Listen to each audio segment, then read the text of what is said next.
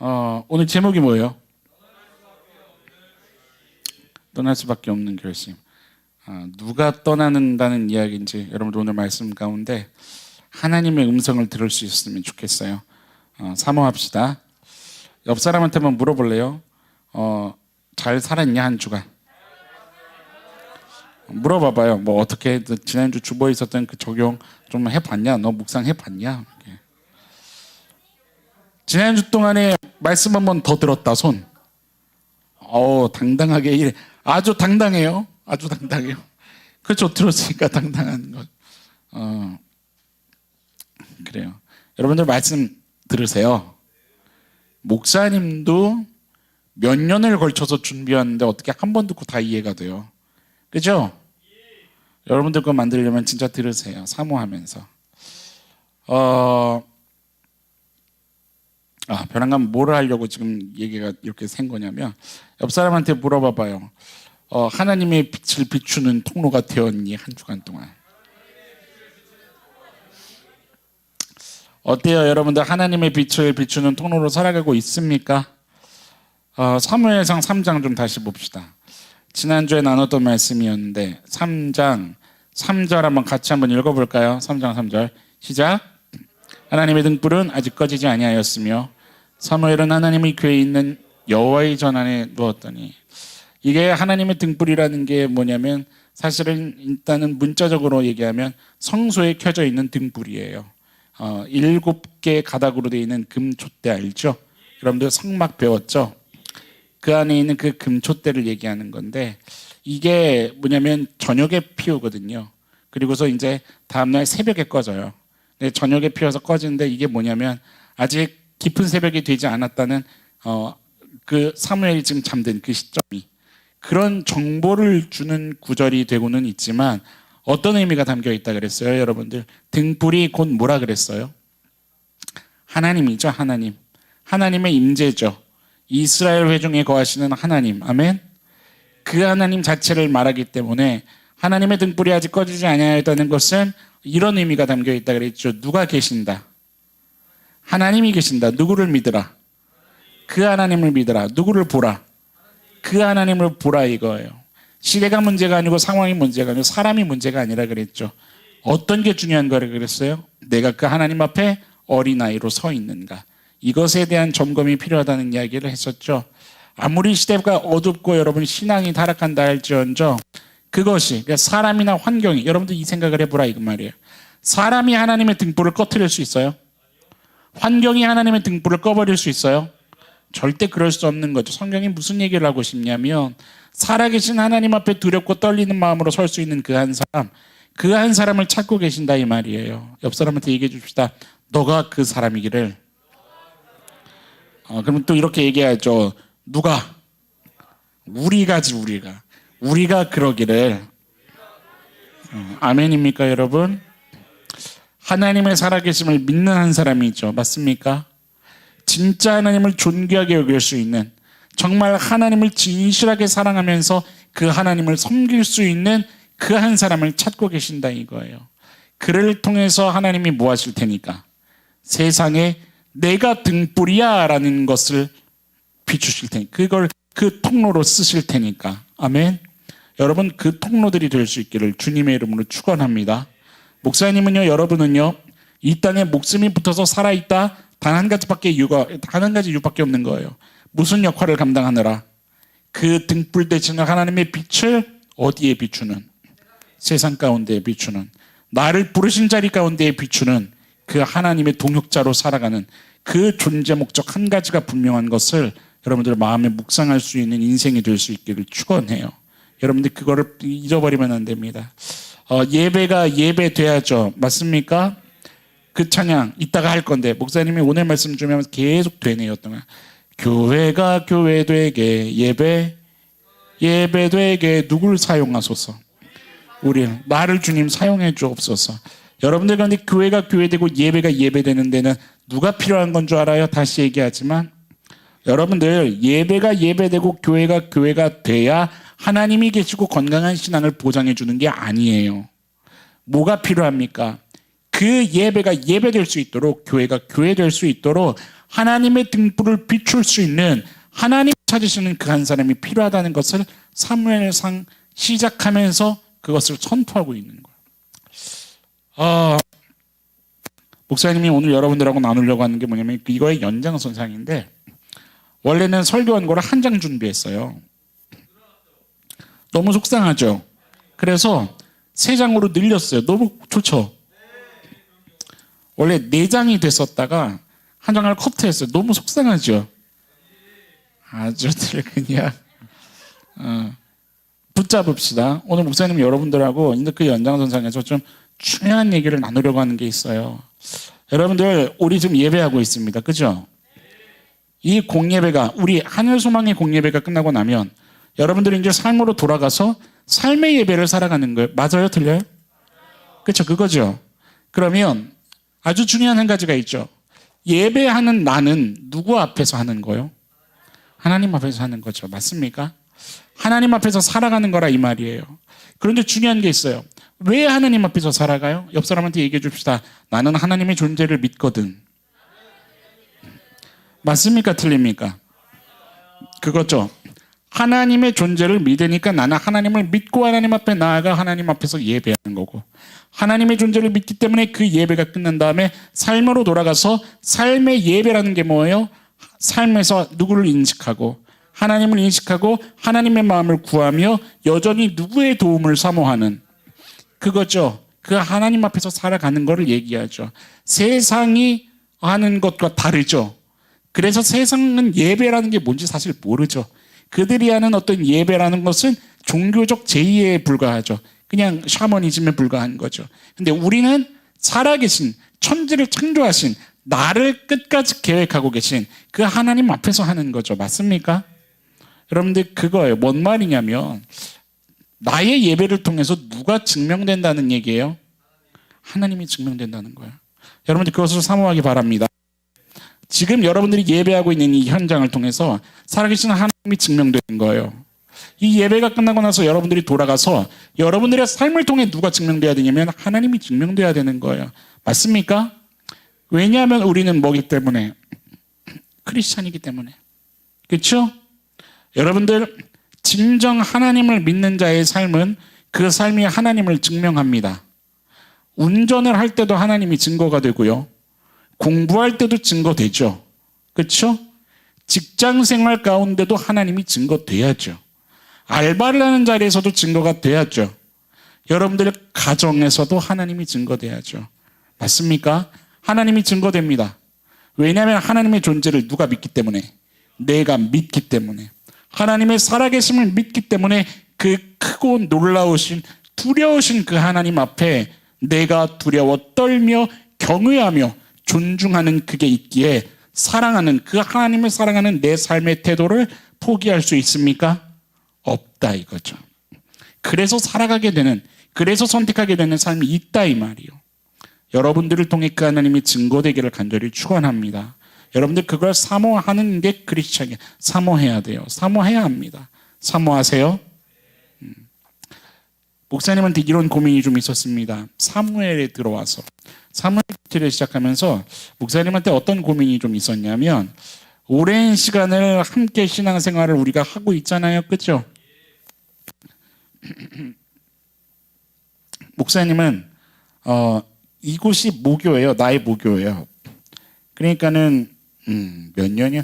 목사님 초등학교 들어가기 전부터 이 교회를 다녔거든요. 나는 수십 년이죠.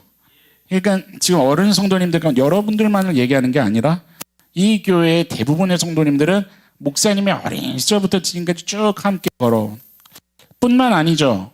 목사님뿐만이 아니라 여러분들 누구를 주로 고백하는 사람은, 예수를 주로 고백하는 사람은 누구 안에 한 가족입니까? 주 안에 한 가족이죠. 맞습니까? 옆 사람하고 반갑게 좀 인사합시다. 우린 가족이야. 예수의 피로 한 혈육이 된, 맞습니까? 진짜 귀한 패밀리십이죠. 그것이 바로. 그런데 이런 고민이 있는 거예요. 그렇게 한 주님을 바라보면서 그 신앙을, 특히나 한 교회에 있다는 것은 더 특별성을 가지고 있는데, 더 그것을 갖고 있는데, 그런데 그렇게 신앙생활을 해도 왜 저마다의 세계관을 따로 가지고 있고 저마다의 신앙관을 따로 가지고 있는가? 같이 살면서 같은 음식을 먹으면 여러분들 목까지 냄새가 같아지는 줄 알아요?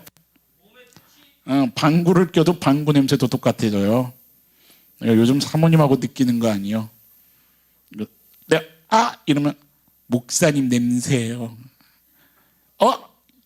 아니야 당신 냄새야. 목사님 냄새. 막 너무 더러워요 편안한 설교 시간에. 그렇다고요. 냄새도 같아진다고요. 그렇지 않아요? 그런데 왜 하나님의 자녀라는 그 이름 아래에서 너무나도 많이 다 다를까냐는 거예요. 세상을 바라보는 관점이 너무 달라요. 다른 말로 얘기해서 세계관이 다른 거야. 세계관이 다른 것 같아요. 물질을 대하는 태도가 달라요. 연애를 대하는 태도도 다르고 결혼에 대해 성에 대해 너무 다른 관점을 갖고 있는 게 느껴지는 거예요. 이렇게 얘기를 하는 걸 들으면 답답할 때가 언제가 있냐면 문제가 터졌어요. 그 문제를 대할 때 그 대하는 태도가 같아야 돼요? 달라야 돼요? 같아야죠. 크리스천이면 같아야죠. 한 분 예수 그리스도를 기준으로 같은 태도를 가질 수 있는 그게 있어야죠. 근데 다른 거예요. 사람을 바라보는 태도도 달라요. 취미나 여가에 대해서도 너무 달라요. 각자가 가지고 있는 것들이 있어요. 이런 것들 외에도 너무 많은 것들이 다른 거예요. 왜 다를까? 왜 다를까? 더 정확하게 표현하자면 왜 아직도 세상적일까냐는 거예요. 왜 아직도 세상적일까? 목사님이 지금 겐취를 무시하는 게 아니에요. 이해되죠? 무슨 말인지. 그 얘기를 하려고 하는 게 아니에요. 왜 그 기준에 예수 그리스도가 되지 못하고 나를 구원하신 예수 그리스도의 보혈이 되지 못하고 나를 용납하신 예수 그리스도의 사랑이 기준이 되지 못하고 천지를 창조하신 하나님의 말씀이 기준되지 못하고 왜 아직도 세상적 가치관과 나의 경험에 얽매인 어떤 것과 내 쓴뿌리에 붙잡혀 있는 그 어떠한 것들과 그런 것들이 기준이 되어서 그 세계관을 여전히 펼치고 살아. 신앙생활을 1년을 해도 10년을 해도 20년을 해도 변하지 않는 그것을 보면서 무엇 때문일까? 이런 목사님은 목회자다 보니 사역적 고민을 좀 많이 했었어요. 말씀을 묵상하는 가운데 허락하신 마음이 이런 거였습니다. 한번 읽어볼까요? 시작.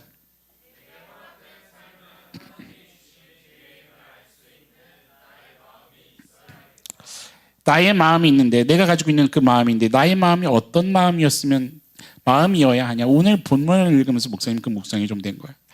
나에게 허락된 삶이 있어요. 여러분들도 지금 죽었습니까? 살았습니까? 살아있습니다. 그렇죠? 허락되어 있는 삶이 있는데 내 삶이라는 것은 어떤 기회임을 알 수 있어야 해요. 하나님이 내게 주신 하나님이 무언가를 위해 내게 주신 기회라는 것을 내 마음이 좀 알아야겠다. 그런 내 마음이 있어야 내가 신앙생활을 하루를 하더라도 그리스도가 기준이 되는 똑바른 세계관을 가지고 진짜 제대로 살 수 있겠구나. 여러분들 그런 마음, 그러니까 기회예요. 어떤 기회일까? 하나님 이걸 묵상하는데 하나님이 주신 기회예요? 어떤 기회를 말씀하시는 거예요? 그런데 이런 마음들을 주시는 거예요. 네 마음을 누구의 마음에 합할 수 있는 하나님의 마음에 합할 수 있는 기회, 너의 관심을 나의 관심에 합칠 수 있는 그 기회. 그래서 너를 통해서 누가 일하심을 하나님이 일하시는 거죠. 그 하나님의 일하심을 누가 경험하는 기회예요?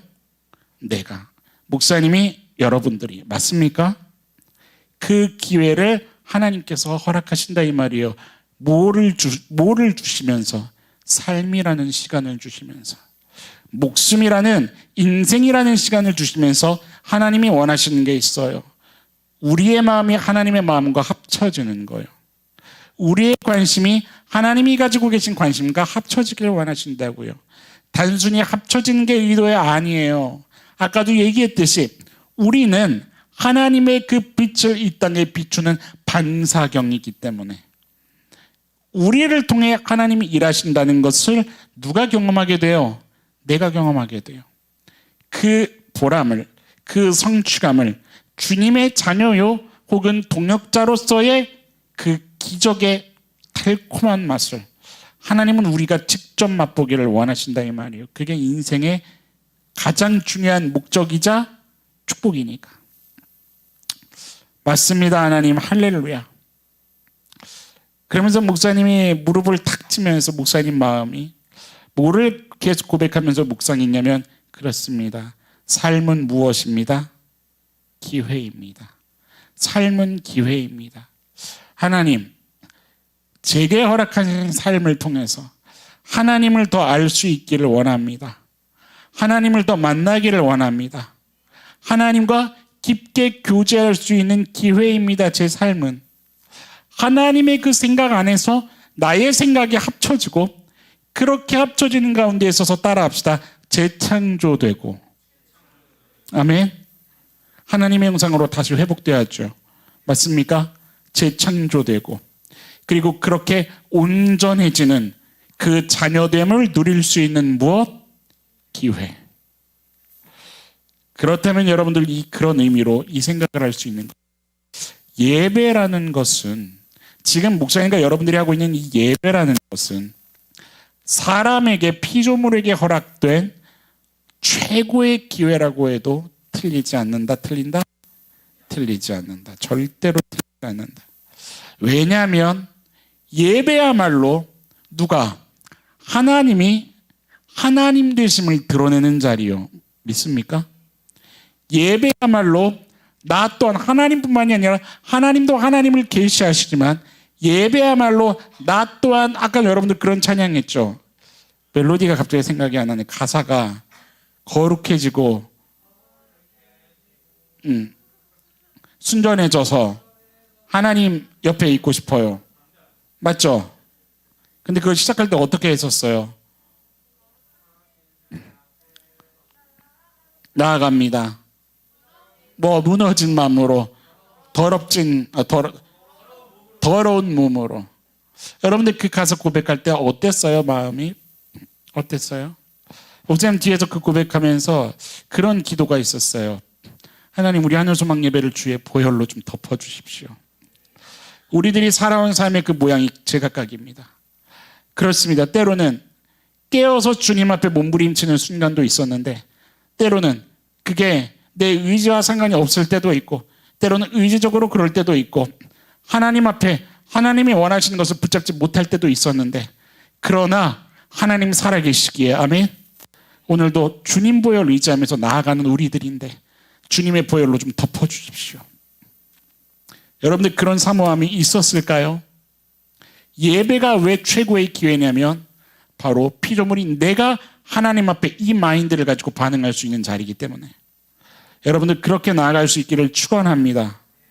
여러분들 예배야말로 하나님의 말씀 안에서 내 모든 것이 하나님께로 합쳐지고 온전해질 수 있는 기회 아니냐는 거예요.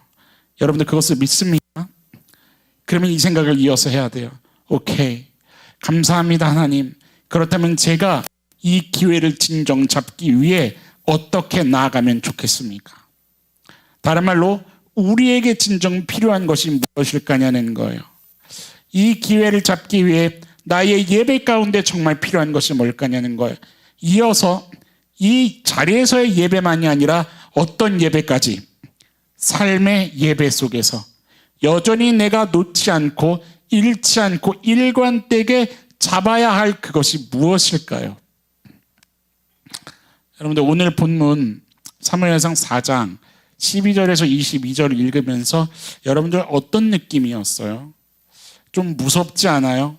상당히 무서운 본문이에요. 오늘 본문을 좀 봐보세요. 12절에 어떻게 시작합니까?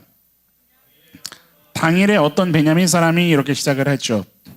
이 당일이 뭐냐면 이 당일이 무슨 일이 있었던 당일이에요, 여러분들? 그렇죠? 바로 위에 10절, 11절 봐보세요. 일단 첫 번째 무슨 일이 있었어요? 이스라엘이 어떻게 됐어요? 패했어요. 살육이 심했다고요. 몇 명이 죽어 떨어져 나가요? 3만 명인데 더 위쪽으로 올라가면 이미 몇천 명이 죽었는 줄 알아요? 몇 명이요? 위에 써 있어요. 쭉 위에. 이미 몇천 명이 죽어요. 4천 명이 죽어요. 그러니까 3만 4천 명이 떨어져. 이거는 웬만한 도시 인구죠. 그죠? 이스라엘의 사람이 그렇게 죽어 떨어져 나가. 근데 변한 건 그것만이 아니죠. 11절에 뭐를 빼앗겨요? 언약궤 빼앗기죠. 누가 죽어요? 홈리와 비나스가 누구 아들이에요? 이 당시 대제사장의 아들이잖아요. 그렇죠? 이 소식을 듣고 누구도 죽어요, 여러분. 오늘 본문을 보니까 엘리가 죽어요. 엘리만 죽어요? 뒤쪽에 후반부에 보면 누가 또 죽어요? 며느리, 비느하스의 며느리가 죽어요. 그렇죠? 근데 비느하스의 며느리. 아내가 죽어요. 뭐 하다가 죽어요? 아이 낳다가 죽어요, 여러분들. 어느 정도로 죽냐면 여러분들 아이를 출산하면 그거는 뭐예요? 기쁨이죠. 근데 게다가 아들을 낳았다고 이 당시에도 낳았어요. 그런데 그게 들려요, 안 들려요? 안 들려요. 뭐 때문에 안 들렸을까요? 이 충격과 공포가 너무 큰 거예요. 전해진 그 소식이. 도대체 이런 무서운 일이, 여러분들 이걸 종합적으로 21절을 보니까 이거를 뭐라고 얘기해요? 21절을, 오늘 보면 21절을 보니까 이 현상을 종합적으로 뭐가 떠났다고 표현하고 있어요? 영광이 이스라엘에서 떠났다. 내가 벼랑간, 여러분 옆 사람한테 이렇게 얘기합시다. 영광이 너한테서 떠났다. 이러면 여러분도 하기 싫겠죠. 그렇죠? 이거는 죽는 날 동안 절대 듣지 말아야 할 이야기죠. 영광이 이스라엘에서 떠났다. 영광 카보드 기억날지 모르겠네. 지난주에 존귀 여기다 카베드 기억나요? 비둔한 자 할 때 그 비둔, 그것이 무겁다라는 의미인데, 무겁다는 것은 존귀하게 여긴다는 의미거든요. 엘리가 자기 자신을 존귀하게 여겼던 그 카베드 기억나요?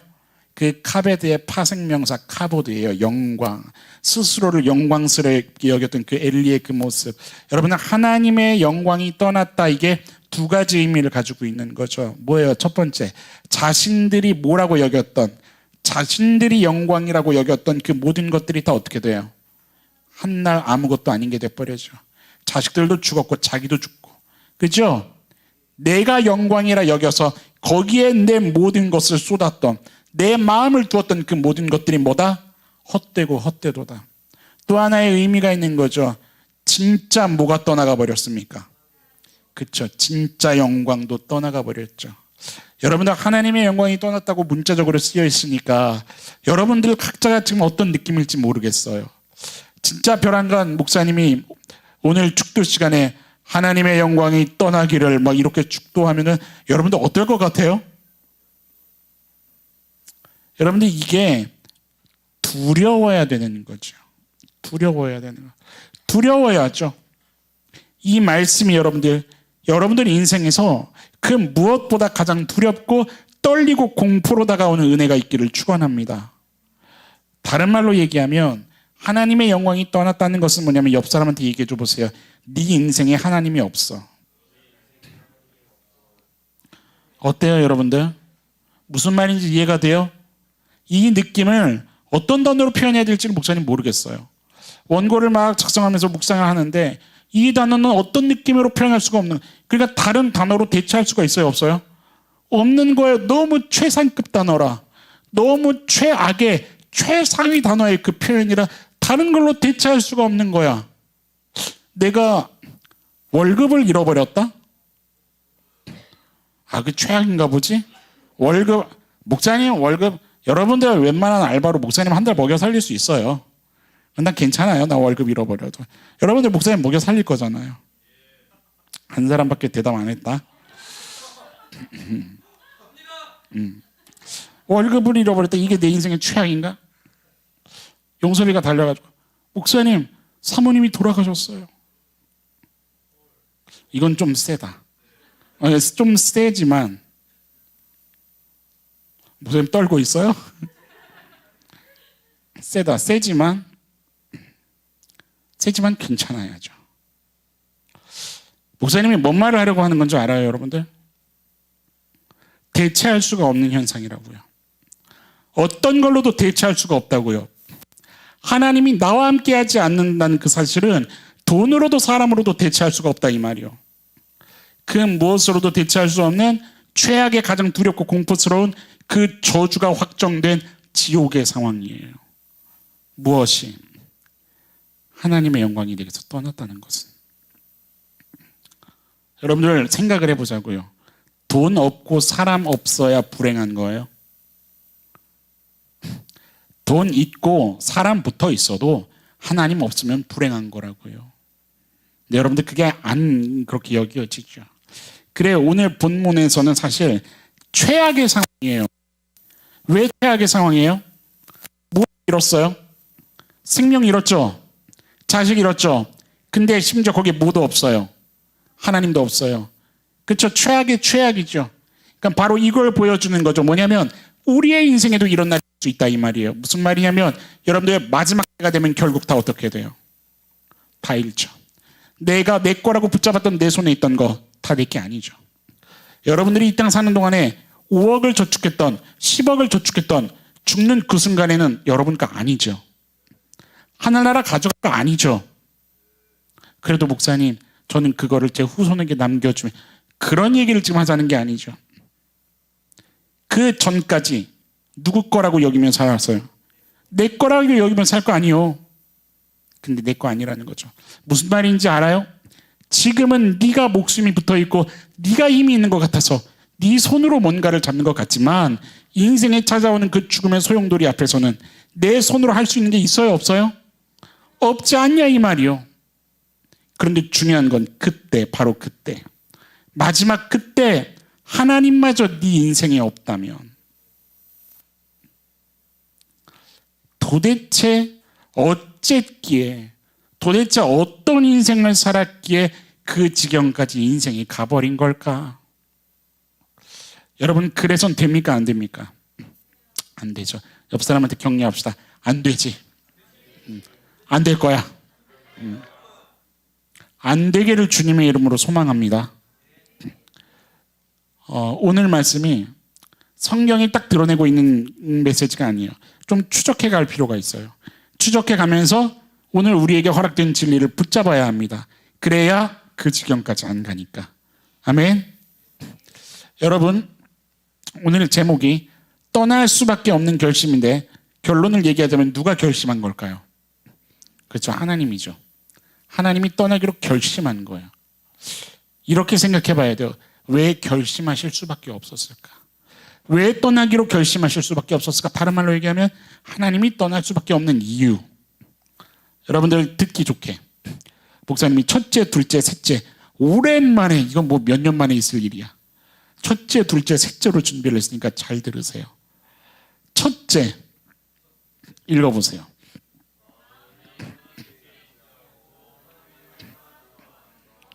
누구요?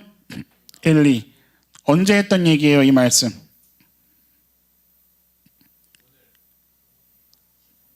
이야, 한 명밖에 대답을 안 하네. 지난주에 했잖아요, 엘리. 설교 들으세요, 다시. 첫 번째는 패스할 거예요. 근데 들으세요. 알겠죠? 여러분들 무슨 이거 1번 다시 해요, 지금? 아니요. 카베드. 지난주 말씀 다시 들으세요. 여러분들 엘리가 하나님을 존귀하게 여겨요? 아니요. 자식들이 성폭행을 하고 집단 그 음행을 저지르는데 뭐라고 얘기해? 아들들아, 그래 해선 안 된다. 물론 그게 틀린 것만은 아니에요. 그렇게 가르칠 수 있어요. 그런데 율법에 의하면 뭐라고 얘기해요? 자식이 부모의 말을 듣지 않고 존중히 여기지 않거든 그를 뭐로 여기고? 술에 쩔은 자로 여기고 회중에 이끌어내서 어떻게 해버려라? 돌에 쳐서 죽여버려라. 그런데 엘리와 그 엘리 아들들 홈리와 비나스가 어떻게 해요? 그리하지 마라 했는데 그 말을 어떻게 여겨? 성경이 뭐라고 기록하고 있어요? 그걸 업신여기더라. 그럼 어떻게 했어야 돼요? 근데 못한 거예요. 그렇게 못하는 거예요. 하나님의 말씀이 더 중요하지 않은 거예요. 여러분들 마음이 하나님을 향하지 않은 거예요. 마음이 하나님께 있지 않다고요. 목사님이 엘리란 누구인가? About 엘리. 목사님이 막 자료를 찾아가면서 공부하면서 목사님이 여러분들에게 엘리의 족보를 한번 훑어줄까 하다가 일단 접었어요. 그 한 장을. 여러분 나중에 이스라엘 역사를 보면 엘리만이 아니라 그 몇 장에 2장 사무엘상 2장 마지막을 봐요. 거기에 어떤 얘기가 있어요. 네 가문 대대로 빌어먹는 가문이 될 거다. 이런 말씀이 있어요. 실제로 무슨 일이 벌어져요. 그 엘리의 후예들은 대제사장 그 가문에서 싹 지워지는 가문이 된다고요. 하나님께 심판받는 가문이 된다고요. 근근히 여러분들 이거는 창피하지 않아요? 목사의 삶을 살아가면서 뭐 때문에 목사의 삶을 살아가냐면 나 그거로라도 밥 빌어먹고 살아야지. 얼마나 저주 같은 인생이요. 안 그래요? 실제로 이 땅에 수많은 그런 사람들이 있지만 여러분들 엘리와 같이 꺾이는 일이 없기를 축원합니다. 그러면 하나님이 떠나가는 거예요. 하나님이 함께하기 싫어하는 거예요. 둘째 읽어봅시다. 시작. 왜 하나님이 떠나기를 결심할 수밖에 없었다고요? 법궤를 못 따위로 여겨요. 부적 따위로 여기는 거예요. 목사님이 사무엘상 초반부를 지금 다 가지고 집대성하면서 말씀을 나누는 거예요. 나중에 말씀 끝나고 나서 여러분들 못해도 1장부터 7장까지 한번 묵상하세요. 알겠습니까? 사무엘상 4장을 보면 이런 일이죠. 여러분들 오늘 본문부터 봅시다. 13절 봐보세요. 오늘 본문의 13절 읽어보세요. 시작.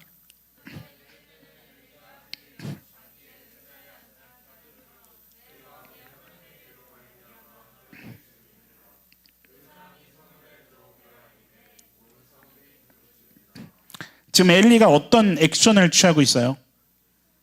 의자 하나 갖고 가서 앉아있죠. 이거는 이제 성전의 문 어길 수도 있고 그 성문의 문 어길 수도 있어요. 어떤 사람들이 들락날락하는 거기에 이 의자는 뭐를 얘기하냐면 제사장 의자를 얘기하는 거예요. 일반 의자가 아니에요. 이렇게 하면 안 돼요. 근데 그 구별된 제사장 의자를 그런 데 가지고 가서 거기 앉아서 뭐 하고 있다고 얘기해요? 떨고 있는 거죠. 왜 떨고 있을까요? 이게 지금 어떤 정도의 의미냐면 지진 나면 땅이 어떻게 돼요? 흔들리죠. 부셔져 버리죠. 그 정도의 떨고 있음을 얘기하고 있는 거예요.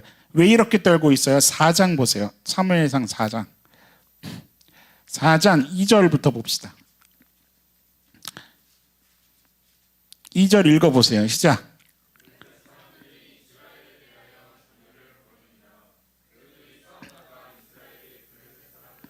패하여 그들에게 전쟁에서 죽임을 당한 군사가 이미 수만 명이 죽기 전에 몇 명이 죽어 떨어졌어요. 4천 명이 떨어진 그 항우가 한번 벌어졌었어요. 그런데 쉽게 말하면 전쟁에서 이긴 거예요, 진 거예요? 여러분들 이스라엘의 군대 장관은 누구예요? 하나님이에요. 그렇죠?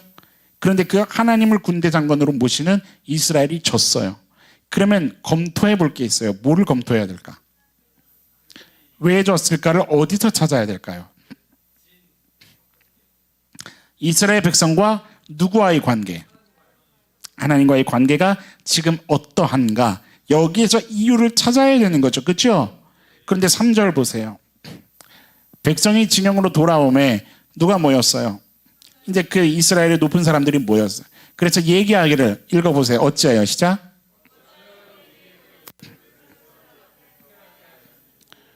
여호와의 언약궤를 그것으로 우리를 우리 원수의 손에서 자 보세요. 어찌하여 우리에게 오늘 블레셋 사람들 앞에 패하게 하셨는고 하고 뭐 해야 돼요? 그렇죠? 주님 지금 우리의 영적 방향성이 무엇이 문제가 있습니까? 그렇죠? 그런데 뭐를 가져와요? 실로에서 언약궤를 법궤를 가져왔다는 거예요. 법궤를 가지고 가면 뭐 할까 봐 싶어서 승리할까 봐 싶어서 맞아요? 이렇게 해서는 안 되는 거죠. 이거는 지금 뭐 하는 거냐면 그 법궤를 부적 따위로 여기고 있는 그 태도를 가지고 있는 거죠. 그거 한번 가지고 나가면 우리 승리할 수 있지 않을까? 그런데 중요한 게 있죠. 그거를 누가 막았어야 됐어요? 그렇죠. 대제사장이면 막았어야죠. 그렇게 하면 안 됩니다. 율법에 하나님의 마음에 그것은 절대 그렇게 하지 말라고 되어 있습니다. 이렇게 하다간 우리에게 화가 있을 수 있습니다. 하지 말아야 합니다. 그런데 엘리가 뭐 했어요? 왜 허락했을까요? 여러분들 각자가 묵상하세요. 왜 여러분들은 하나님의 말씀을 알면서도 세상의 가치관이 여러분들에게 주입될 때 여러분들 그것을 부정하지 않고 그것을 손잡냐 이 말이에요. 왜 사람들의 말이 들릴 때 왜 그것을 단호하게 거절하지 않고 왜 그리스도의 가치관으로 노하지 않고 그것을 붙잡고 거기에 편승하고 거기에 휩쓸려서 그렇게 하냐 이 말이에요. 여러분들 각자가 묵상하세요. 그거를 지금 엘리가 허락하고 이제 뭐하고 앉아있는 거예요? 떨고 앉아있는 거예요. 다행이에요. 그나마 뭐는 조금 있는 것 같아요.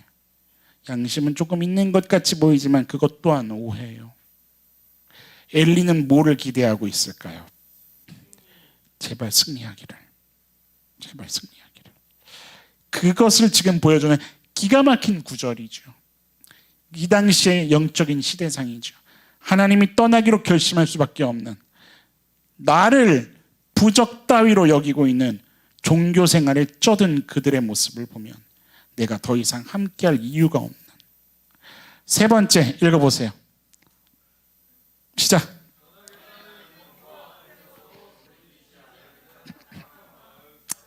이게 무슨 말이냐면 이제 추적을 해 나가 봐야 됩니다. 여러분들 오늘 말씀에 몇 절이요? 엘리가 죽었죠? 18절을 보세요. 하나님의 괴를 말할 때 엘리가 자기의 의자에서 뒤로 넘어져 문 곁에서 목이 부러져 죽었어요. 이게 부러졌다는 게 그냥 또각 부러졌다는 게 아니라 산산이 부셔졌다는 그런 의미예요. 부셔져서 터져버렸다는 거예요. 터져 죽은 거예요. 부러져 죽었으니 나이가 많고 비대한 까닭이라.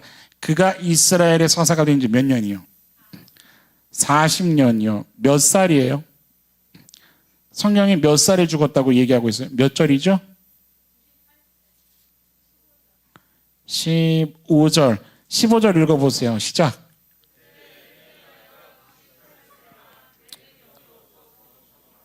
몇 살 때 죽었어요? 98세잖아요. 여러분들 성경책이나 그 설교 노트 다 갖고 있죠? 적으면서 들으세요. 98세 죽었다고요. 이때가 그 연대기를 추적하면 언제냐면 BC 1075년이에요. 그러니까 블레셋과의 그 아벡 전투, 아벡이라는 지역에서 전투했는데 대패를 한 그 전쟁이에요. 역사적인 전쟁이에요. 근데 이게 BC 1000 몇 년? 1075년. 그런데 이때 엘리가 사사로 있었던 지 몇 년째라고 성경이 기록해요? 40년이죠. 엘리가 언제 취임하냐면 40년이니까 1075 더하기 뭐 해야 돼요? 40 해야죠. 몇 년 나와요 그러면? 그쵸. BC 1115년. 이때 누가 대제사장으로 취임해요? 엘리지. 무슨 말인지 지금 이해 안 돼요? 그쵸? 다시 해줘요. 1115년에 엘리가 취임하잖아요. 그쵸? 자, 이거를 한 곳에 놓고 이때 그럼 엘리 나이가 몇 살이에요? 그렇지. 58세죠. 자, 사무엘의 출생을 알 수 있을까 없을까? 성경 그 어디를 찾아봐도 사무엘의 출생 연대는 정확하게 알 수가 없어요. 추정할 뿐이에요. 이거는 학자들이 추정하는 거예요. 그런데 많이 거의 이견이 없는 그 연대가 언제냐면 BC 1103년이에요. BC 1103년. 왜 이렇게 추정이 되냐면 여러분들 사무엘상 3장 1절에서 사무엘이 뭐 해요? 하나님의 음성 듣죠? 3장에서. 그때를 언제로 추정하냐면 12살 정도로 추정하기 때문에 그런 거예요. 못해도 12살일 거라. 그럼 일단 봅시다. 사무엘이 출생할 때가 1103년이면 이때 엘리는 몇 살이에요 그러면? 그렇죠. 70살이죠. 이해돼요? 적으면 지금 계산 안 되더라도 적으면서 나중에 계산하면 되니까. 여러분들 이번 주 동안에 말씀 또 들을 거잖아요. 자, 그러면 3장 1절에 사무엘 나이가 이때가 12살쯤이면 이 당시 엘리 나이는 몇 살로 추정이 돼요? 70? 출생이 70인데 사무엘 12살 정도니까 못해도 82세가 추정되는 거죠. 이해됐어요? 자, 이때 하나님이 사무엘을 통해서 엘리 제사장에게 뭐를 하세요? 경고하시죠. 이거를 굳이 이름을 붙이자면 2차 경고예요. 그죠? 이미 1차 경고가 있었어요. 언제예요? 2장에 나왔죠. 2장. 2장의 벼랑간 정체를 알 수 없는 하나님의 사랑이 등장해요. 2장의 중간에 보면. 여러분들 그게 2장 26절일 거예요. 그죠? 맞아요? 틀려요? 사무엘상 2장 26절부터 보면 하나님의 사람이 2장 27절부터구나.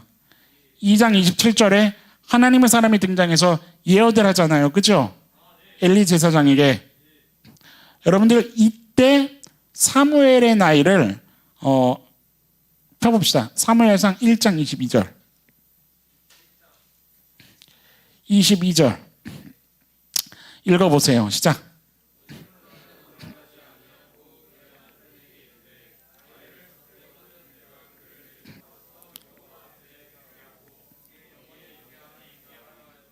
한나가 서원했죠. 무슨 서원해요? 하나님 아이 주시면 그 아이를 영원히 하나님께 드리겠습니다. 그렇죠? 그런데 지금 한나가 그 1장 22절을 보니까 언제까지는 데려가지 않아요. 성전에. 저 뗄 때까지는 데리고 있겠대요. 그 당시 이스라엘의 물이 귀해서 그래. 그래서 지금 그 엘가나는 올라가는데, 성소로 올라가는데 한나는 안 간대잖아요. 왜냐면 저 때면 그때 사무엘 데리고 처음 갔을 때 그때 뭐 하겠다. 이 아이를 하나님께 온전히 드려서 성전에서 살게 하겠다. 여러분들 이때가 대략 추정되는 나이가 3살에서 4살 정도일 거예요. 왜 그러냐면 이스라엘은 3살에서 4살 정도까지가 기본적으로 젖을 안 떼는 나이예요. 일부러 3, 4살 정도까지 젖을 안 떼요. 그래서 그 이후부터 뭐를 하냐면 그러니까 한나가 지금 젖된 이후에 하나님께 드릴게요. 그러니까 못해도 나이가 몇이요? 그쵸? 이 당시. 그러면 여러분들 이거를 추정할 수가 있는 거예요. 사무엘상 2장 27절 이 하나님의 1차 심판 예언이 2장 26절에 진짜 그 전 사건이라고 한다면 무슨 말인지 이해가 돼요? 사무엘의 나이는 지금 몇 살에서 몇 살로 추정할 수 있어요? 4살에서 11살 사이지. 이해돼요? 그러면 이 당시 엘리의 나이는 몇 살에서 몇 살 사이일 수 있을까? 74에서 81살 사이일 수 있는 거죠. 이해돼요? 여기까지 따라올 수 있겠어요?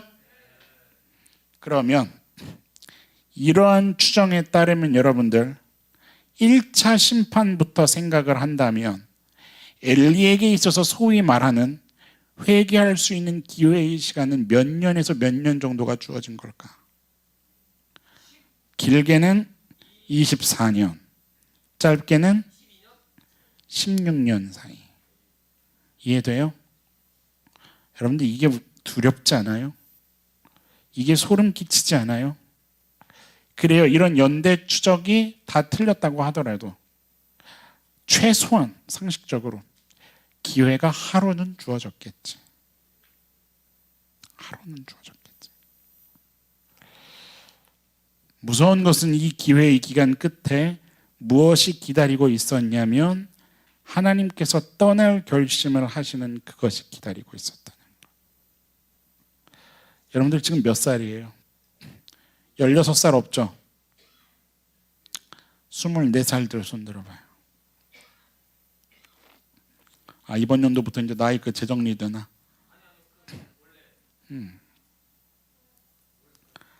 지금부터 여러분들 인생에 16년에서 24년을 더 주고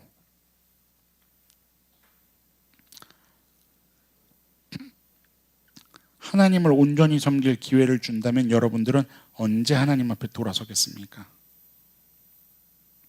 오늘 예배가 시작할 때 예배 인도자의 고백을 들었습니까? 오늘이죠. 오늘 돌아서야죠. 지금 돌아서야죠. 생명의 말씀을 듣고 있는 지금 결단해야죠. 여러분들 하나님이 친구가 아니에요. 성경이 내가 너희를 종이라 하지 않고 친구로 불렀느니라고 할 때 그 친구가 우리가 생각하는 심심풀이 땅콩 까먹는 친구가 아니에요. 생명을 걸 수 있는 존재를 성경은 친구라고 표현해요. 감히 함부로 할 수 없는, 두렵고 떨리는 존중과 경의를 마땅히 표하는 존재, 그 관계가 친구라는 관계예요. 근데 우리는 그렇지 않아. 크고 두려우신 여호와의 이름이 너무 쉬워. 하나님이 기회를 주셨다는 것이 어떤 건지 감각이 없어요. 그래서 목사님 마음에 어떤 두려움이 있냐면, 이러다가 한 사람도 남김없이 다 진멸당해도 우리는 찍소리 하나 못하고 하나님 앞에 심판받아도 마땅한 그런, 근데 그러면 안 되죠. 여러분, 하나님을 제대로 경외할 수 있는 진짜 주의 청년들이 되기를 축원합니다. 여러분, 엘리야한테는 그게 없었던 거예요. 엘리야한테는 그 하나님을 향한 두려움이 없었어요. 뭐 때문인지 알 수 없어요. 다 추정해요. 다 추측하는 거예요. 모든 학자들이 다 추측하는 거예요. 목사님이 아까 엘리의 그 족보를 한번 훑을까? 그 한번 얘기했었던 것도 그 내용 안에 자료를 다 보면 뭐가 있냐면, 마치 엘리를 보면 오늘날 어떤 것 같냐면 세상 권세를 쫓는, 명예를 쫓고 월급을 쫓는 타락한 목사님들 같은 모습인 거예요. 타락한 사역자들의 모습이에요.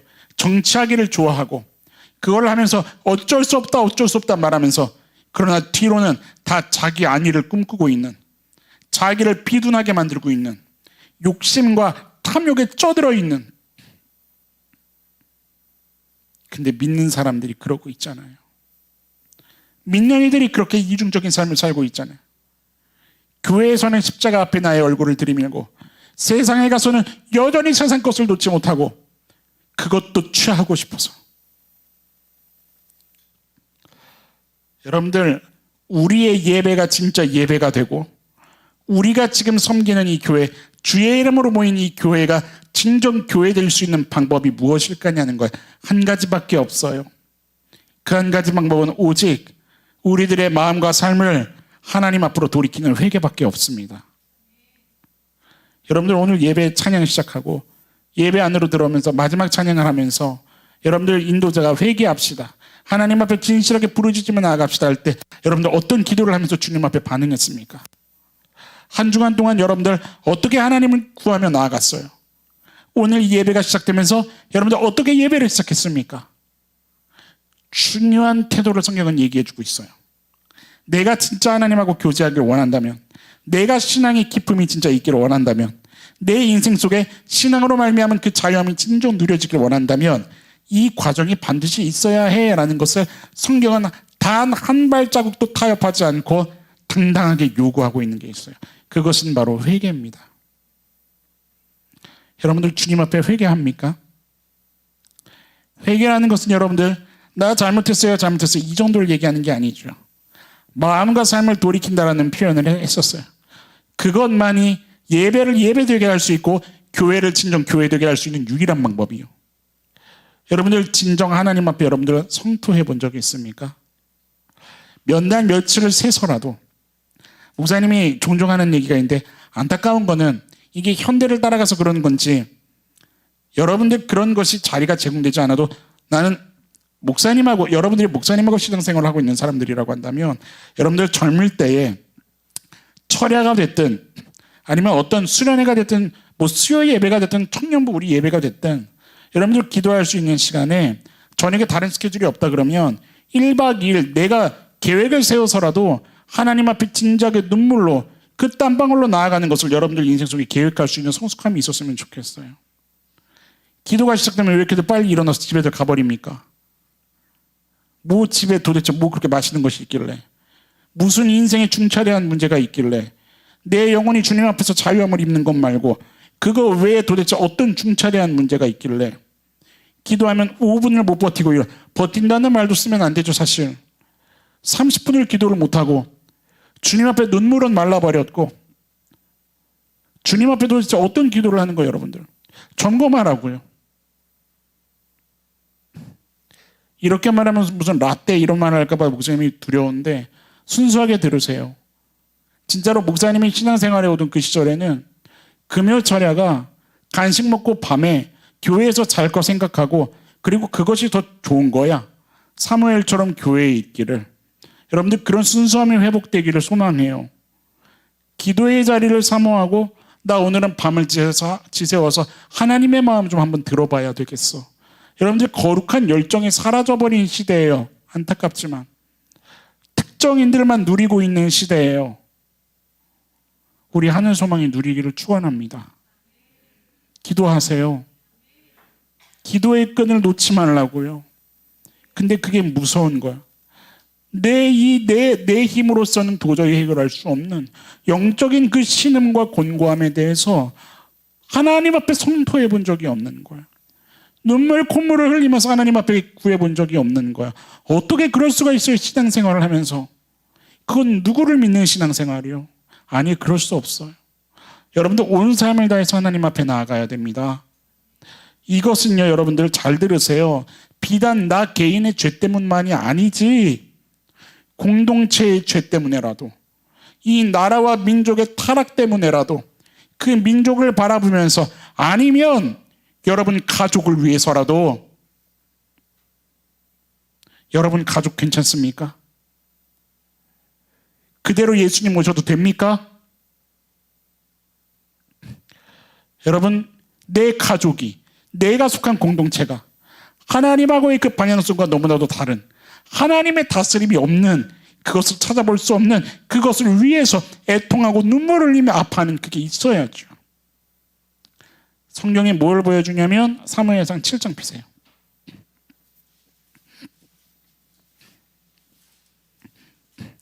이 7장이 별칭이 뭐라고 붙어있냐면 미스바 성회에 이렇게 붙어있어요. 사무엘이 멸한간 미스바라는 곳으로 이스라엘 백성들을 모읍니다. 그리고 거기서 뭐하냐면 우리식으로 얘기하면 소위 영적 대각성 부흥회 같은 걸 하는 거예요. 말씀 성회하는 거예요. 그 집회. 2절 한번 읽어보세요. 7장 2절 시작.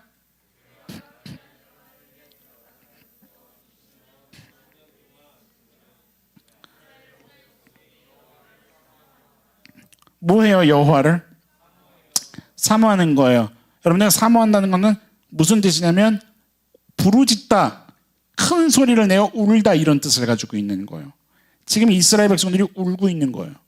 아파하고 있다고요. 왜 그럴까요? 여러분, 왜 이들이 그러고 있을까요? 이게 기가 막힌 장면이죠. 여러분들, 이들에게 있어서 지금 엄청난 넌센스가 하나 펼쳐졌어요. 2절에 괴가 어디에 있어요? 기럇 여아림이라는 곳에 있어요. 거기에 20년 동안 있어요. 그런데 이게 무슨 말이냐면 법궤가, 아까 전에 그 전투가 있었죠. 아벡 전투. 거기서 법궤를 어떻게 했어요? 빼앗겨 버렸죠.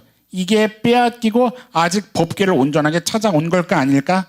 아직 찾아온 거 아니야. 앞으로 대략 70년 정도가 흘러야 법궤가 이스라엘 땅에 온전히 돌아올 겁니다. 다윗이 왕이 되었을 때. 법궤를 빼앗긴 상황이에요. 근데 여러분들, 이거 엄청난 넌센스. 이스라엘 백성들에게 법궤를 빼앗겼다는 게 말이 돼요, 여러분? 법궤가 뭐예요? 하나님의 임재 그 자체죠. 하나님의 임재의 상징이죠.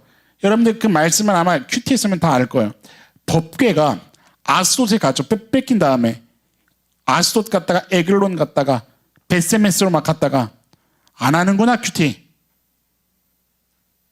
큐티 하고 있어요? 법궤 막 이동하잖아요. 이동할 때 무슨 일들이 있어요?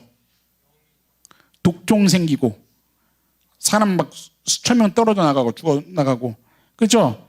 법궤는 쳐다봤다가 죽어버리고, 그죠? 그 누구야? 무슨 신이지 그게? 다곤. 다곤 신 모가지가 부러져 버리잖아요. 그 앞에 엎드려져 버리고, 그런 말도 안 되는 초자연적인 일들이 벌어지잖아요. 여러분들, 왜 그런 일이 벌어져요? 법궤여서 그래요. 하나님 현현 자체여서, 그 당시에는. 그러면 여러분들 이 생각을 해야 돼요. 법궤가 그런 일이 벌어진다는 것은 이럴 수도 있잖아요. 아까 그 장로들이 법궤를 갖고 나갑시다. 그러면 안 되니까 하나님이 뭐를 가르쳐 줄 수 있어요? 전쟁에서는 지고 법궤는 다시 어디로 와요? 다시 이스라엘로 돌아와요. 그러면서 무슨 교훈을 남겨요? 법궤를 그렇게 쓰는 거 아니야. 이런 식으로도 가르쳐 줄 수 있어요, 없어요? 있죠. 법궤니까, 하나님 자체니까. 마치 이거는 이런 상상이 틀릴 수도 있는 거지만 법궤 자체가 초기적적인 거예요. 그러니까 그걸 함부로 대해서는 돼야 안 돼요. 사실 법궤가 있으면, 여러분들 이런 비유가 너무 웃긴 거지만 그 전쟁 당연히 어떻게 되는 거예요? 이기는 거예요. 말이 안 되는 거예요. 그죠? 아무리 몇만 군대가 와봐. 법궤가 한번 반짝하면 무슨 일이 벌어져요? 다 죽어요. 불에서 다 죽을 수 있다고요. 그렇지 않아요? 무슨 말을 하고 싶은 걸까요, 성경이? 법궤를 빼앗긴 거예요? 아니에요. 법궤 스스로 나간 거예요. 법궤 스스로 이스라엘을 떠나기로 결정했다고요. 이해돼요? 이 하나님의 마음이 여러분들? 법궤가 하나님의 임재가 이스라엘에 있지 않기를 결심해 버렸다고요. 그러니까 이스라엘 백성들이 뭐 할 수밖에 없어요? 울 수밖에 없는 거야. 그 넌센스 앞에서 누가 우리를 버리셨다? 하나님이 우리를 버리셨다. 그들의 역사 민족의 뿌리가 되는 그 하나님이 우리를 버리셨다. 더더군다나 이 기럍 여아림이 뭐냐면 블레셋 관할권이에요. 그러니까 뭐냐면 블레셋 앞제 아래에 있는 거. 여전히 이들은 그들이 뭐를 보냐면 우리의 죄, 그리고 우리 공동체의 죄악상, 우리가 얼마나 영적으로 주님 앞에서 아둔한가, 그거를 보는 거라고요. 그거를 보며 우는 거예요. 여러분들. 여러분들, 이 사무엘이 있었던 이 당시도 뭐의 끝자락이라 그랬어요? 사사의 끝자락. 사사기 패턴 알죠, 여러분들? 뭐예요? 죄, 그 다음에 심판, 그죠? 그래서 뭐예요? 회개. 그때 하나님이 누굴 보내세요? 사사. 사무엘이 미스바에 등장하는 거예요. 이해돼요? 그 패턴이요. 거기서 이제 뭐예요? 3절 보세요. 읽으세요. 3절 시작.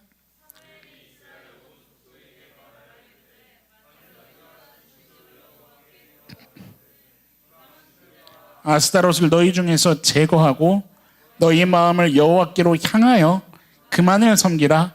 그리하면 너희를 블레셋 사람의 손에서, 아멘. 여러분들 이렇게 하세요. 이 말씀에 순종하세요. 중요한 부분이 있어요. 중간에 그만을, 그만을. 여호와께로 향하긴 향하는데 어떻게? 그만을 향해서 섬기라는 게, 그만을. 홀로 또는 오직. 홀로 그만을 섬겨라. 홀로 여호와를 섬겨라. 오직 여호와. 영어 성경에 힘 온리. 오직 한 분. 하나님 한 분 말고는 다른 거 아니다. 이 얘기하는 거예요. 여러분들 이거예요. 하나님을 믿는 거하고 하나님만을 믿는 거하고는 다른 거예요. 우리는 하나님을 믿지만 하나님도 믿고 다른 것도 믿어요, 사실. 하나님도 믿고 돈도 믿고 있고, 하나님도 믿고 사람도 믿고 있고, 하나님도 믿고 이성도 믿고 있고. 안 그래요? 하나님도 믿고 나 자신도 믿고 있고. 근데 성경은 그게 아니에요. 그만을. 오직 하나님을 믿는 것은 천지차이죠. 여러분들 4절에 보면 이 말씀을 듣고 뭐를 반응하냐면, 이에 이스라엘 자손이 바알들과 아스타롯을 제거하는 거야. 바알 알죠? 목사님 한번 바알 설명한 적 있죠? 그 풍요의 그 제1신, 그들이 섬기는 이방신. 아스타롯, 이게 뭐냐면 이스타시? 헬라 시대로 넘어가면 아프로디테로 바뀌어요, 이름이. 알죠? 이슈타르. 이 아스타롯, 이것도 풍요의 신이요. 이게 다 뭐냐면 그 풍요를 원해서 그들이 거기다가 목을 매다는 거야. 여호와도 섬기고 바알도 섬기고, 여호와도 섬기고 아스타롯도 섬기고. 이게 간단히 얘기하면 교회 와서 예배하지만 술자리도 가고, 교회 와서 예배하지만 뭐 또 그래 담배도 피고, 뭐 하고 싶으면 다 하고, 사람들이 요구하는 건 다 하고.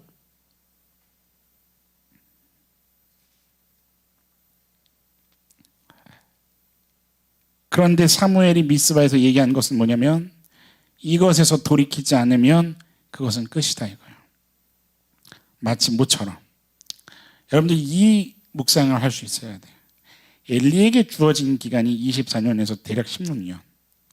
그 기간 동안 대제사장인 엘리는 뭐를 반복했을까요? 뭐도 반복했을까요? 예배도 반복했죠. 이게 소름 끼치는 거예요. 우리식으로 얘기하면 영혼 없는 예배. 영혼 없는다라는 말은 성립될 수 없지만 진짜 근데 영혼 없는 예배인 거지. 죄에 쩌든 예배, 하나님이 누군지 모르는 예배, 두려움을 잃어버린 예배, 형식적이고 문양만 크리스천인 예배, 잠깐 교회에 왔다가 나 크리스천 인증 같은 거 받고 가는 그런 예배, 하나님의 용납과 하나님의 사랑과 하나님의 넉넉함이 뭔지를 머리로만 아는 예배, 아니 더 교묘하게 죄를 즐기는 예배, 그리고 명분은 대제사장.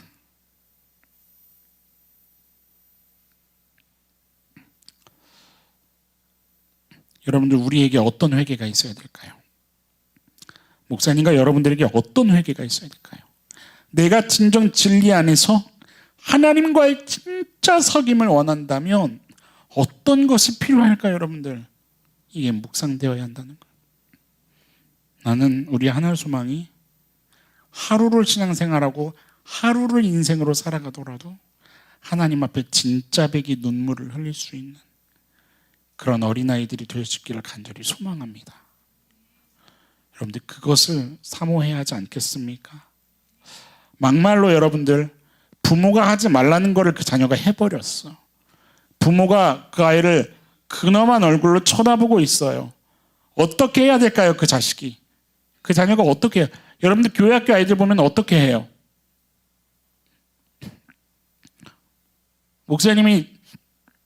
목사님 조카들 보면은 아주 벌벌 떨어요, 그 앞에서. 진짜 얼굴이 시뻘개져가지고 나는 속으로 혹시 집에서 패나? 이런 생각이 들 정도로, 와. 근데 그때 벼랑간 무슨 생각이 들었냐면, 여러분들, 우리가 생각해야 할 게 있어요. 여러분들, 하나님과의 단절감을 혹시 느낍니까? 이 아이가 부모한테서 갖는 그 두려움이 뭐냐면 단절감이에요. 여러분들, 이게 뭐냐면 하나님이 다스려주지 않으면, 하나님이 도와주지 않고 붙잡아주지 않으면 도저히 이 죄의 굴레에서 벗어날 수 없는, 그래서 그거로부터 오는 하나님과의 그 단절감 속에서 그걸 계속 느껴야만 하는, 그 단절감을 계속 느껴야만 하는, 다른 말로 얘기해서 심령이 상해져 버린 그 눈물과 애통함과 아픔으로 울 수밖에 없는 그 상한 심령을 뭐 해달라고 회개해야 돼요? 도와달라고 회개하는 거야. 도와달라고. 내 힘으로 할 수 없으니 나를 붙잡아 달라고, 나를 긍휼히 여겨달라고, 나를 덮어달라고. 내 힘으로 할 수 없는 이 도저히 벗어나올 수 없는 이 굴레에서 나를 좀 끌어달라는 상한 심령이 주님 앞에서의 몸부림침이 있어야 된다는 얘기라는 거예요. 주님이 없으면 나는 여전히 악인이라는 그 간절함, 갈급함. 여러분들, 시편 51편 봅시다.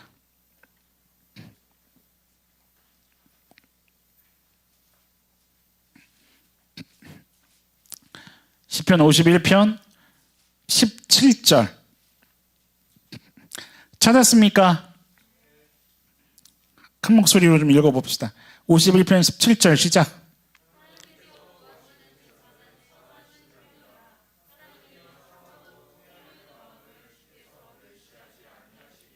아멘. 상한 심령이요, 떳떳한 심령이 아니라. 하나님 앞에서는 그 누구도 떳떳할 수가 없어요. 목사님도 그 누구도 떳떳할 수 없어요.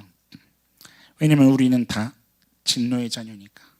다른 말로 얘기해서 하나님의 도우심이 1초라도 없으면 우리는 우리 힘으로 숨 쉴 수 있는 존재가 아님을 아는, 그래서 일주일을 살면 누구나라도, 그 누구라도 다 뭐가 될 수밖에 없는 게 정상이냐면, 옆 사람한테 얘기해 줍시다. 상한 심령이 되었지. 다른 말로 얘기해 주세요. 힘들었지. 여러분들 어땠어요? 눈물 나는 거예요. 일주일 살면. 원래 일주일 살고 예배당을 오잖아요. 눈물이 난다고요. 죄송함으로도 눈물이 날 수 있지만, 내가 주의 자녀로 살아가는데 이 세상은 죄가 관영하고 있기 때문에 끊임없이 나를 끌어내리려고, 나로 하여금 넘어져 흔들리게 하려고 나를 공격하는 그 세상 가치관 앞에서 때로는 내가 마음으로 범죄하고, 때로는 생각으로 범죄하고, 때로는 부지불식간에 나도 그 죄를 타협하고. 하나님, 제 힘으로 살아갈 수가 없습니다. 이 상한 심령인 저를 도와주십시오. 여러분들, 이게 예배예요. 이게 하나님이 찾으시는 예배예요. 그래서 목사님이 여러분들한테 뭐를 부탁하는 거냐면 일주일 동안 살아내보라는 거예요. 말씀 붙잡고 살아내보라는 거예요. 피가 터지고 박이 깨져도 죽는 일이 있어도 말씀 붙잡고 살아내보라는 거예요. 그러면 하나님이 찾으시는 그 상한 심령을 일으키시는 일들이 예배 안에 여러분들에게서 경험될 테니까. 여러분들, 우리 하는 소망 예배가 그런 예배가 돼야 됩니다. 우리 예배가 마치 다이너마이트가 터지듯이 엄청난 그 힘을 가진 예배가 돼야 됩니다. 하나님이 계시기 때문에, 하나님이 존재하셔서 여러분들 한 사람 한 사람을 관계하시려 하시기 때문에, 그 관계하심, 그 터치하심 앞에서 여러분들의 무너진 것이 회복되는 은혜가 있기 때문에 이 예배는 열정이 넘칠 수밖에 없는 거예요. 사모함이 있을 수밖에 없는 거예요. 치료함이 있고 회복이 있고 자유를 선포하고, 그리고 다시 세상으로 달려나가기를 결단하는 그런 예배. 여러분들, 그런 신앙생활 해야 되지 않아요? 그 신앙생활이 아니라고 한다면 오늘 제목처럼 어쩌면 하나님이 언젠가 하나님의 시간이 찬 후에 우리에게서 떠나기로 결심하는 그러한 이 시간이 될 수도 있다는 무서움입니다.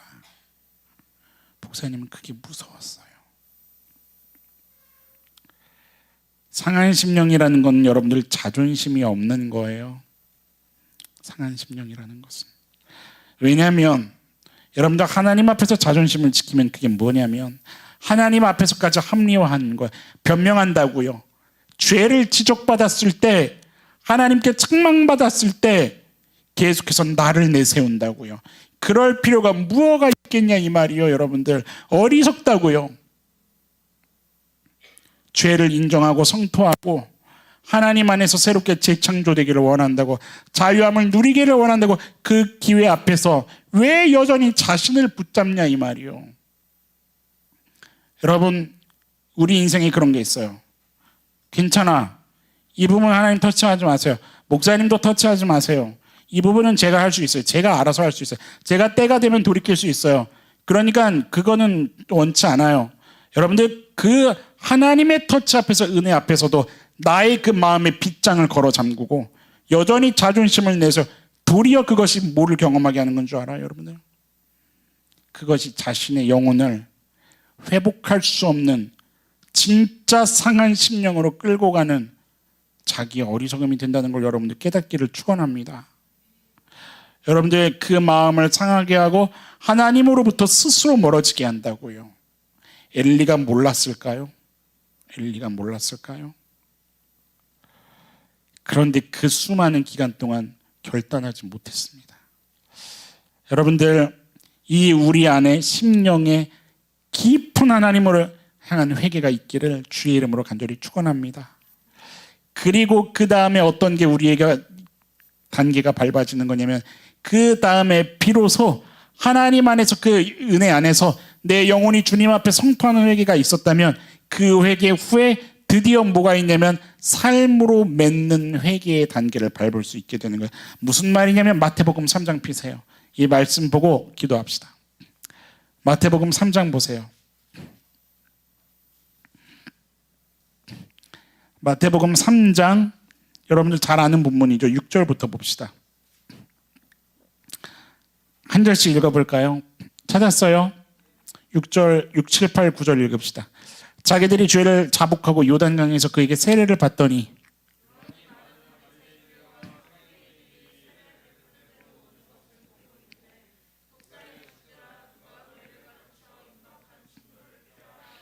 그러므로 회개에 합당한 열매를 맺고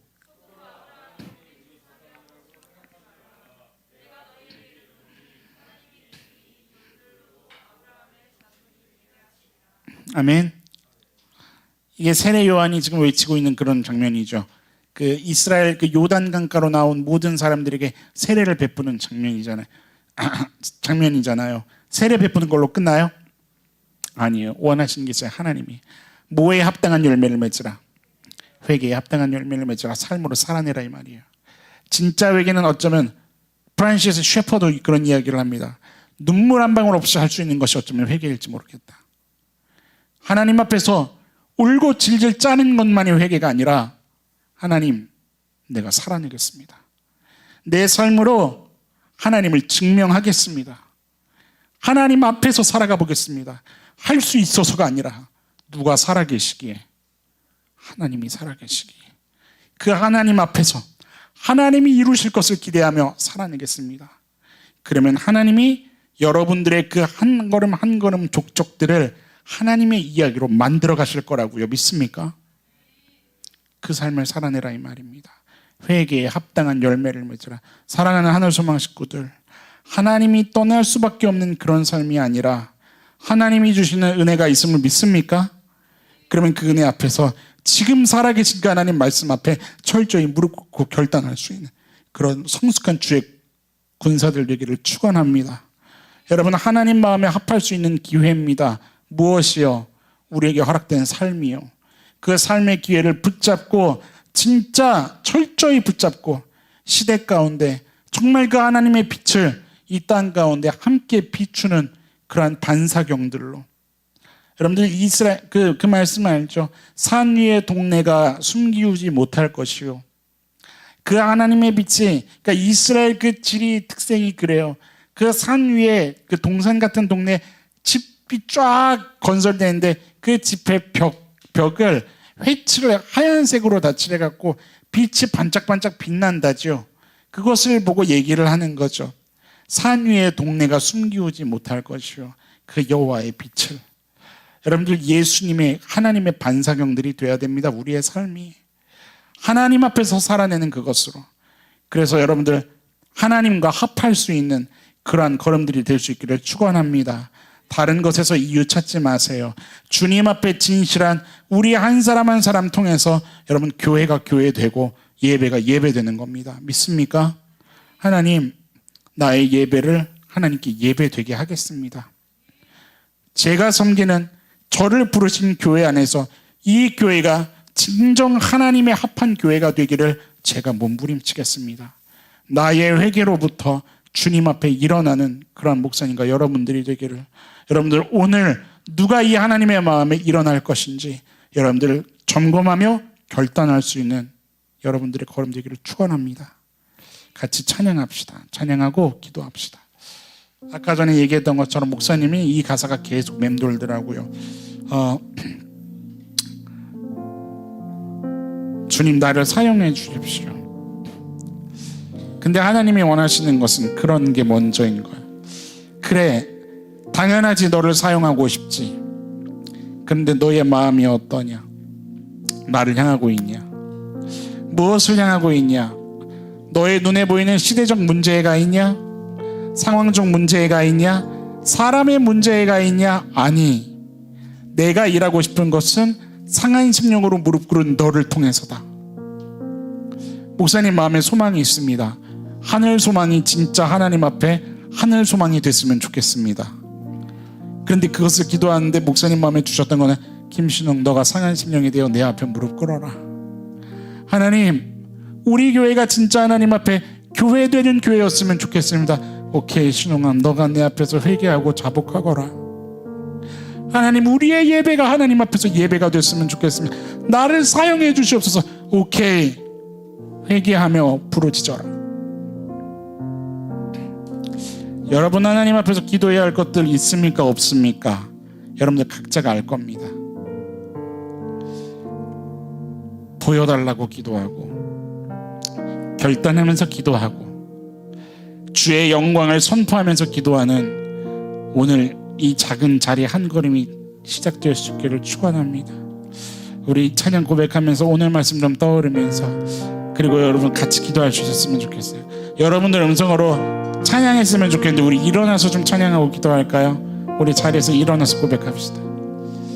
목사님이 얘기하지 않아도 여러분들 가슴에 손도 좀 얹고 하나님을 향해, 주님, 내 손 좀 붙잡아 주십시오. 우리 그렇게 반응하며 진실하게 한번 나아갑시다. 찬양합시다. 우리에겐 소원이 하나 있네. 주님 다시 오실 그날까지 우리 가슴에 새긴 주의 십자가 아멘 아멘 나의 교회를 사랑케 하네 주의 교회를 향한 나의 마음 주님 주의 교회를 향한 나의 마음 주님 이것을 결단합니다 희생과 포기와 가난과 고난 하물며 죽음조차 우릴 막을 아멘 아멘 주님 우리 교회는 이 땅에 우리 선포합시다 교회를 교회되게 예배되게 주님 우리 사용하소서 진정한 부흥의 날 오늘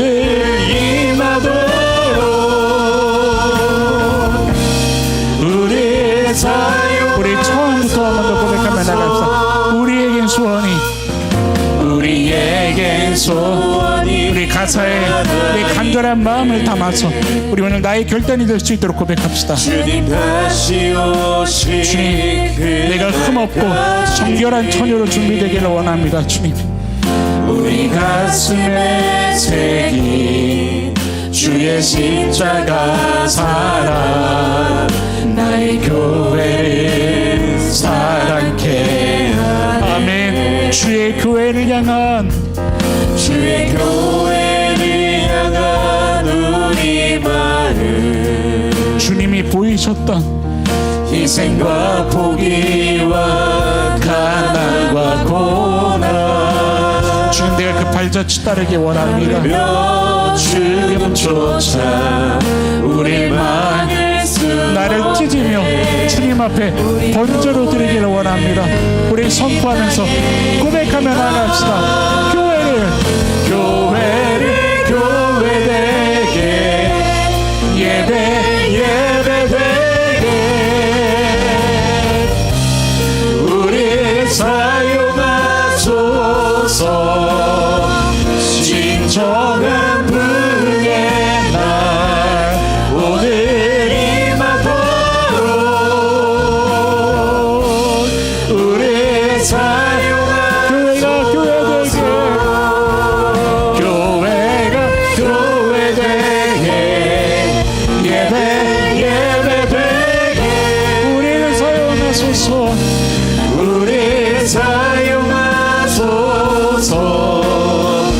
진정한 부흥의 날 오늘 임하도록 우리 사용하소서 우리 이 시간에 이 한 가지를 좀 기도하며 나아갑시다 여러분들 교회가 교회되어야 합니다 맞습니까? 우리의 예배가 예배되어야 합니다 맞습니까? 그래서 하나님이 우리를 사용하셔야 하는데 첫 번째 가장 중요한 게 있습니다 주님 내가 주님 앞에 깨끗한 그릇이기를 원합니다 주님 옆에 있는 주님 얼굴을 항상 사모하는 주여 내가 세상 가치관을 단호하게 거절할 수 있는 주의 어린이로 있기를 원합니다 그런데 부족합니다 연약합니다 주님 나를 아시지 않습니까 나를 붙잡아 주시고 주의 말씀으로 조명하여 주셔서 나도 보지 못하는 그것을 이제는 말씀 안에서 볼 수 있게 하여 주셔서 철저하게 회개하며 주의 은혜를 구하며 이미 나를 용납하시기 위해 준비하고 계시는 하나님의 품으로 달려가게 하여 주시옵소서 우리 간절한 마음을 가지고 우리 주여 한번 부르짖으며 다 함께 회개하며 결단하며 기도하며 나아가도록 합시다 다 함께 기도합시다 주여 사랑하는 하나님 감사합니다 시대가 문제가 아니라 상황이 사람이 문제가 아니라 하나님 앞에서 단절감을 느끼고 있는 주여 나의 마음이 문제임을 인정합니다 주님 붙잡아 주십시오 주님 도와주십시오 행실이 악하여서 여호와를 알지 못했던 그러한 길을 걸어가지 않을 수 있도록 우리를 붙잡아 주시옵소서. 비록 어렸던 사무엘처럼 아직 하나님과의 인격적 관계가 없었어도, 그렇게 여호와를 알지 못했어도 그저 하나님을 인정하고 믿고 말씀 앞에 서기를 몸부림치고 순종하기를 다름박질하는 그런 우리들의 성숙한 여정이 되기를 소망합니다. 가르쳐 주셨는데, 우리에게 심지어 은혜를 허락해 주셨는데, 은혜를 은혜로 볼 수 있는 우리들의 눈을 허락하여 주시옵소서. 우리들의 눈이 띄어져서 살아계신 하나님을 보게 하시고, 오직 하나님만이 우리의 왕 되심을 삶으로 고백할 수 있는 우리들의 걸음이 될 수 있기를 소망합니다. 하나님, 삶으로 기회를 주셨는데 참 예배자로 서게 하여 주옵소서. 결단할 수 있는 마음을 허락해 주시고, 타협하는 모든 것을 놓게 하시고, 자존심 부리는 모든 것 주님 앞에 그 손을 펼 수 있도록, 주님께서 주시는 그 책망이, 그 가르침이 사랑의 마음이었음을, 그 눈물이었음을 볼 수 있는 은혜가 있게 하여 주옵소서. 주님 앞에 결단하는 청년들이 있었습니까? 하나님 붙잡아 주시옵소서. 한 주간 살아가며 하나님이 얼마나 넉넉한 분이신지, 얼마나 용납하시는 분이신지, 무엇을 준비하셨는지 그 따뜻함을 경험하는 한 주간의 걸음이 될 수 있도록 하나님이 새 힘 허락하여 주시옵소서. 재창조되는 기쁨을, 하나님이 나를 통해 일하시는 그 벅참을 경험하는 한 주가 될 수 있도록 축복하여 주시옵소서. 죄책감에 있게 하지 마시고, 하나님 돌이켜 당당하게 예수의 이름을 부르짖을 수 있는 자리들이 될 수 있도록 다스려 주시옵소서. 예물 드린 청년들이 있습니까? 기쁘게 받아주시고 하나님 나라에 아름답게 사용하여 주시옵소서. 생명이 떡에 있지 아니함을 경험하는 인생 되게 하여 주시옵소서. 감사드립니다. 우리 모든 예배를 받아주심을 믿사오며 함께 하시는 예수님의 이름으로 감사하며 기도합니다. 아멘.